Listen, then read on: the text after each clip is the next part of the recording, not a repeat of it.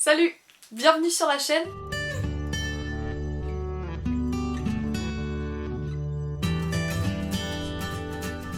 Et bienvenue dans cette vidéo que je ne vais pas tourner toute seule, enfin je vais être la seule à apparaître à l'écran, mais il y aura quelqu'un derrière la caméra, et cette fois-ci ce sera mon frère, donc il s'appelle Théo, et Théo a choisi des livres dans ma bibliothèque, donc au total il en a choisi 4, et en fait à partir des couvertures et du titre seulement, il a présenté ses livres, il a raconté une histoire. Du coup ce que vous allez pouvoir découvrir dans cette vidéo, eh bien ce sont les résumés de ses livres, mais vus par Théo qui ne lit pas, en tout cas quasiment pas, il ne lit plus, et bien sûr il ne connaît pas du tout ses livres, alors je ne les ai pas tous lus, j'ai seulement lu Félicratie et Meurtre mode d'emploi, je n'ai pas lu 54 minutes et j'ai égaré la lune. Mais Théo a décidé de choisir ces livres là parce que, je sais pas, la couverture l'inspirait. Si vous ne connaissez pas les véritables résumés des livres, je vous les mets en description, comme ça vous pourrez comparer les histoires qu'a inventé mon frère avec la réalité. Ça a rien à voir, parce que je tourne cette intro après la vidéo, et je vous avoue qu'il y a des histoires, notamment celle de Félicratie, petite pépite. Premier livre, on part sur Meurtre mode d'emploi de Holly Jackson, c'est publié chez Casterman. Bon alors déjà, il y a plusieurs photos et reliées avec des fils. Donc moi je pense que c'est des meurtres prémédités. En plus c'est marqué mode d'emploi, donc je pense que c'est un petit tuto pour tuer tout le monde. Mais vu qu'il y a marqué A+, je pense que c'est principalement pour tuer les premiers de la classe. C'est-à-dire qu'en fait, ça c'était tous les premiers de la classe, le mec. Il voulait être bien classé dans sa classe, il voit quoi?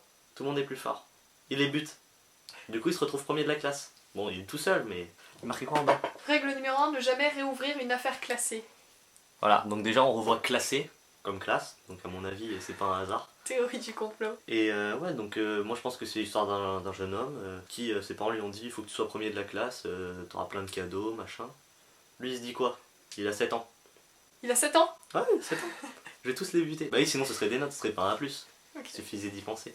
Il les bute tous un par un et du coup bah, il se retrouve premier de la classe. Mais comme on peut le voir, vu qu'il est très très nul, il doit tuer beaucoup de personnes. C'est pour ça que c'est un mode d'emploi. Mais c'est à l'usage des jeunes filles. Là tu parles d'un garçon, non? Ouais bah finalement c'est une jeune fille quoi. Mais du coup elle doit... J'allais dire sinon c'est après avoir buté tout le monde, il écrit un livre. Les deux peuvent être vrais, enfin le livre ça peut soit raconter l'histoire de cette personne, soit cette personne se fait son autobiographie. Mais dans ce cas c'est qu'il a des grosses couilles parce que pour faire l'autobiographie après avoir tué plein de gens, voilà. Après... Et la fin de l'histoire ça finit comment? Enfin qu'est-ce qui se passe? Il a tué tout le monde mais... Bah moi je pense qu'il se fait pas choper parce qu'il y a marqué ne jamais rouvrir une affaire classée. Donc hop, il a tué tout le monde mais tout le monde s'en fout vu que c'est une affaire classée. Puis vu qu'il redouble d'imagination et qu'il utilise toujours des techniques différentes, je pense qu'il se fait pas choper. Et comme on peut le voir, c'est très technique parce qu'il a fait ses plans et il sait qui il doit tuer. Il connaît bien le classement de la classe. Voilà. Second livre, J'ai égaré la lune de Erwan J, publié aux éditions Nathan. Alors déjà, pour moi, on pourrait croire que la couverture essaie de te faire penser au drapeau du Japon. Mais moi je pense que ça n'a absolument aucun rapport. C'est-à-dire que déjà ça représente une lune, et comme on peut le voir, la lune est rouge. Alors que la lune sur Terre, elle est pas rouge. T'as pas besoin d'avoir bac+7 pour savoir ça. La lune sur Terre? La lune depuis la oui, Terre. Oui, autour de la Terre. La lune autour de la Terre n'est pas rouge. Pas besoin d'avoir bac+7 pour faire ça. Donc après ils te mettent aussi des petits trucs genre une lanterne du Japon, ah. c'est des poissons-chats à droite qui sont aussi typiques du Japon, enfin un temple, tout ça, mais moi je pense qu'en fait c'est complètement une autre planète, contrôlée par des oiseaux. On peut voir qu'il y a plusieurs oiseaux, avec pas mal d'étoiles, donc ça c'est dans l'espace mais c'est loin, c'est un peu comme Star Wars, c'est dans une galaxie lointaine, très lointaine, mais ils se déplacent en avion, donc ça c'est le petit problème, c'est que normalement si t'es pas sur Terre, les oiseaux ils pilotent pas des avions. Quoi? Ok. À la crampe, à la crampe. C'est pas drôle. Ta réaction était drôle. J'ai le pied bloqué. Je vais recommencer parce que là, je suis parti un peu loin, je sais pas comment rebondir. C'est vrai, l'histoire d'oiseaux, c'est embêtant. Deuxième essai. Bon bah finalement, ça se passe au Japon. Je pense que tu sais juste que j'avais pas... Enfin, je l'ai pas lu celui-là, et j'avais pas remarqué ça et les trucs japonais, genre... Ah quand même, il y a tout qui... Stupid. Oui, bah le résumé auquel il le dit, mais... Ah bah j'ai pas lu le résumé. Oui, bah oui, normal. Non, moi je pense que c'est tout simplement un livre promotionnel du Japon. C'est déjà, on voit l'équivalent du drapeau du Japon, des temples, des boissons, des lanternes, puis il y a une petite flamme en haut, c'est-à-dire que le Japon c'est le feu, tout simplement. Il n'y a pas besoin de chercher plus loin. C'est brillant comme pays, tout simplement parce qu'il y a des étoiles partout. C'est bling bling là. Ouais. Après peut-être que mon idée elle vole pas haut. Comme les oiseaux. J'espère que cette blague tombera pas à l'eau. Les vagues. Les vagues? Ouais, ouais. Ah, attends, quand même. Cette blague vient de passer comme une lettre à la poste. Oh putain, Ça vole pas haut. Je l'ai peut-être déjà fait avec comme les oiseaux, oui, t'as déjà dit il y a ça. un avion aussi, c'était pour ça.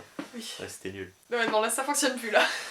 Mais du coup, c'est quoi l'histoire? C'est un livre promotionnel, mais il faut qu'il y ait une histoire pour mettre en avant le Japon. Ce qui m'embête, c'est l'oiseau, hein, vrai. Pas l'oiseau, l'avion. Moi, il y a des oiseaux partout. Bah, c'est peut-être quelqu'un qui capite pas au Japon.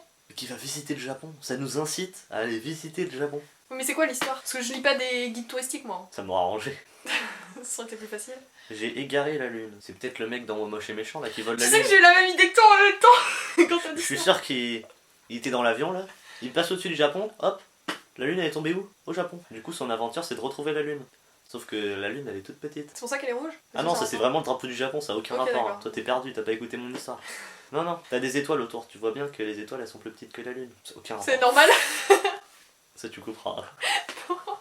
Ouais, donc son aventure ça va être de retrouver la lune, différentes péripéties où elle sera trouvée dans les différents endroits du Japon. On peut voir notamment les.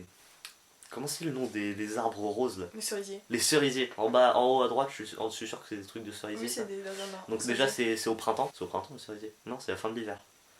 C'est à la fin de l'hiver. Bon, je sais plus.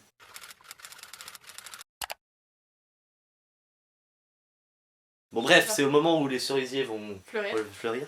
Ça va être tout rose. Ça va être une belle histoire. Je pense qu'il y aura beaucoup d'aventures, beaucoup d'action. Ça se voit à la couverture, l'action là. Ouais, On sent que ça va être épique. On sent qu'il va se battre contre des poissons-chats et contre des petites pies.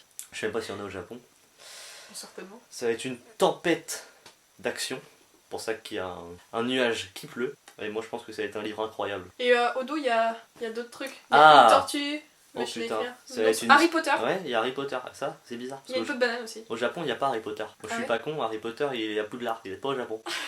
Donc à mon avis, ça va pas juste se passer au Japon. En plus, on peut voir qu'il y a une machine à écrire. C'est bien une machine à écrire. Oui, oui. Ouais. C'est-à-dire que ça se passe dans les années d'il y a longtemps. D'antan, je dirais même. Par contre, il y a des converses, donc ça... Waouh. Ah ouais, là, ça m'entourloupe, là. Ils nous font tourner en brique. Il y a une tortue. Un voyage dans le temps. S'il Peut-être arrive une à histoire. rétrécir la lune, il peut voyager dans le temps peut-être. C'est peut-être ça. Ah ouais. Je pense que c'est ces converses qui font voyager dans le temps. Un peu comme les bottes de 7 lieues, mais là, c'est Je vais version dire dans un le peu temps. comme dans Percy Jackson, mais il Non, pas il voyager ne dans le voyage temps. pas dans le temps. Mais il vole avec les converses. Oui, d'accord, mais là, il va juste voyager dans le Ok, temps. ouais. Donc moi, je pense qu'il y aura un ours, ce sera son ami, un peu comme Ted. Très bon film. J'ai menti. En fait, je pense qu'il va voyager dans le temps et même il va y avoir des références cinématographiques très belles, comme Les Tortues Ninja, d'où la tortue. Ted, film très très... pour les gens très intelligents, hein, franchement, on sent le QI des mecs qui l'ont fait. Harry Potter, alors ça c'est Fais gaffe à ce que tu dis. magique. Non, Ah, c'est magique. magique. Ouais. Ok. Ouais, ça va. Il y a aussi les étoiles qui rappellent la cape d'Harry Potter. Il Non, n'y a pas il n'y a d'étoile. pas d'étoiles. Bref, c'est un truc de sorcier. Et la peau de banane en bas, Parce que c'est une histoire qui est assez glissante, c'est pour ça. glissante, pourquoi? Qu'est-ce qui se passe pour que ça soit glissant? Bah justement, enfin je veux dire, il y a un nounours, les Tortues Ninja et Harry Potter si tu veux, et ils voyagent dans le temps, ça tient pas top son histoire. Mais du coup, on a toujours pas le nom même du gars. Enfin, de la personne qui a rétréci la lune, qui voyage dans le temps et au Japon. Bah si, c'est le mec de Momoche et Méchant, comment il s'appelle? Vector. Vector. Mon nom à moi, c'est Vecteur. Bah voilà, c'est Vector. C'est Vector? Ok. C'est sûr, c'est Momoche et Méchant la suite. Ça se voit à la couverture. Voilà, ça se voit. Surtout le type de dessin et tout, c'est tout pareil. Quelle horreur. J'espère qu'au montage tu feras un truc bien. Hein. Non.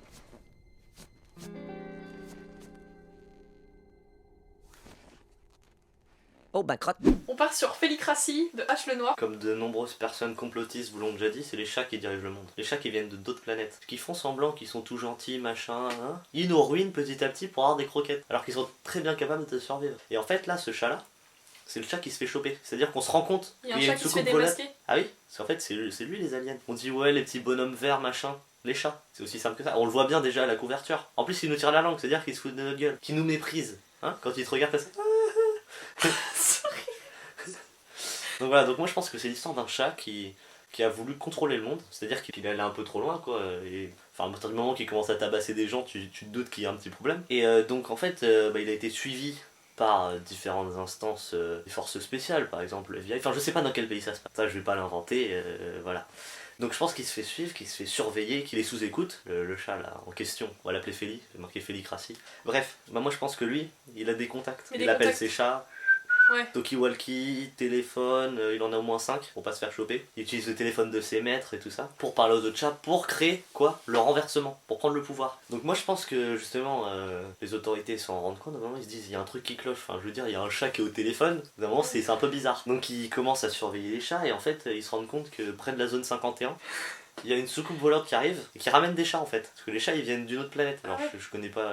Bah c'est peut-être Crassi, la planète, on va l'appeler Crassi. Félicratie, c'est Et Féli. lui, c'est le roi de Crassi? Non, c'est juste Non, un c'est chat juste un chat, qui ok. s'est énervé. Parce qu'ils maîtrisent d'autres planètes, hein, les chats. Ouais. C'est pas juste sur la Terre qu'ils font. Non, non. Ouais.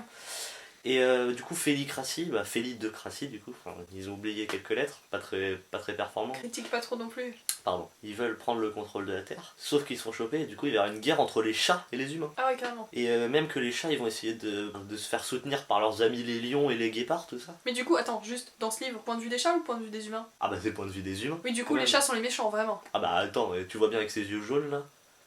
Ils sont verts. Non, ils sont jaunes.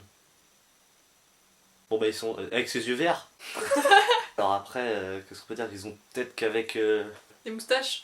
leur moustache, ils captent nos ondes radio, c'est pour ça qu'ils ont toujours un coup d'avance. Et qu'ils savent quand on revient, quand on repart, pour gérer, pour pas se faire choper, parce qu'il y a quand même pas beaucoup de chats qui se font prendre au téléphone. C'est Alors sûr. qu'on sait tous que derrière ça complote. Hein. Bref, mais du coup je pense que c'est tout simplement l'histoire d'un chat qui veut contrôler le monde et du coup qui rassemble d'autres chats, qui en fait venir par les soucoupes volantes et qui au final crée une guerre entre espèces. Parce que les humains ils vont avoir qui avec eux? Ils vont avoir les singes, machin. Eux ils vont avoir tous les félins et là ça va... Castagne quoi. Castagne. Ouais. Ok.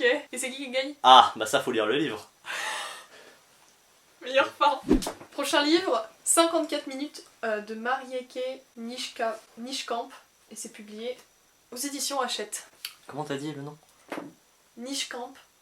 Bah elle déjà c'est une menteuse. Parce que vu l'épaisseur du livre ça m'étonnerait qu'il se lise en 54 minutes. Faut arrêter de se foutre de ma gueule.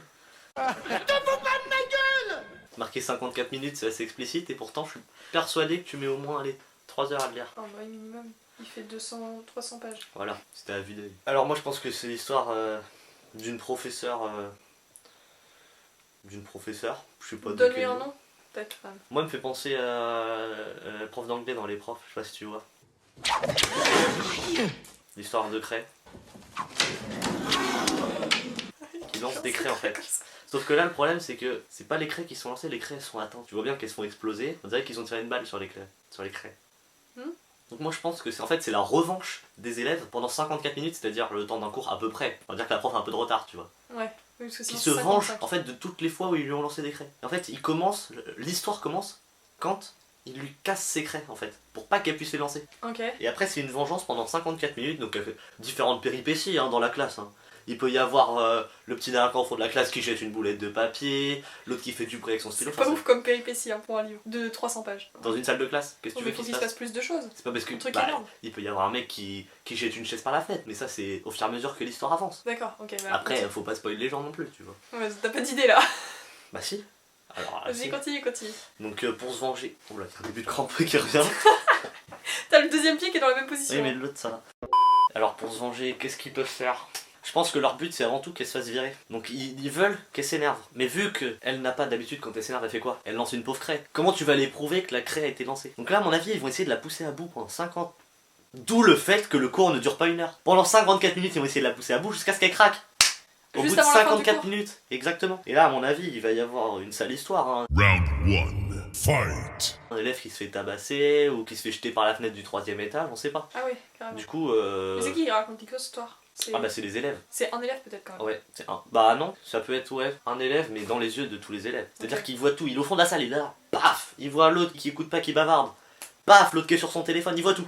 Il a Et les lui yeux. il survit jusqu'à la fin, il se fait pas balancer par la fenêtre. lui, Ah bah y'en a qu'un qui s'est lancé par la fenêtre et j'ai pas dit qu'il mourrait. Hein. Ah mais je sais pas. Il finit paraplégique. Merde, j'ai spoil, je suis désolé. Ouais, donc je pense tout simplement que c'est une histoire en classe, une prof qui est poussée à bout et qui finalement se fait virer pour avoir fait un truc. Ou alors, tout simplement, peut-être qu'elle a pas jeté quelqu'un par la fenêtre, peut-être que les élèves lui ont pris au piège en la faisant passer pour quelqu'un qu'elle n'est pas, en se disant qu'elle a commis je sais pas quel crime. Oula oui, c'est ça comme histoire. Ouais, bah c'est la revanche des élèves qui se sont pris des craies. Voilà, tout simplement. Après, tu me demandes des détails et tout, faut pas spoiler les gens, quoi. C'est sûr. Mm.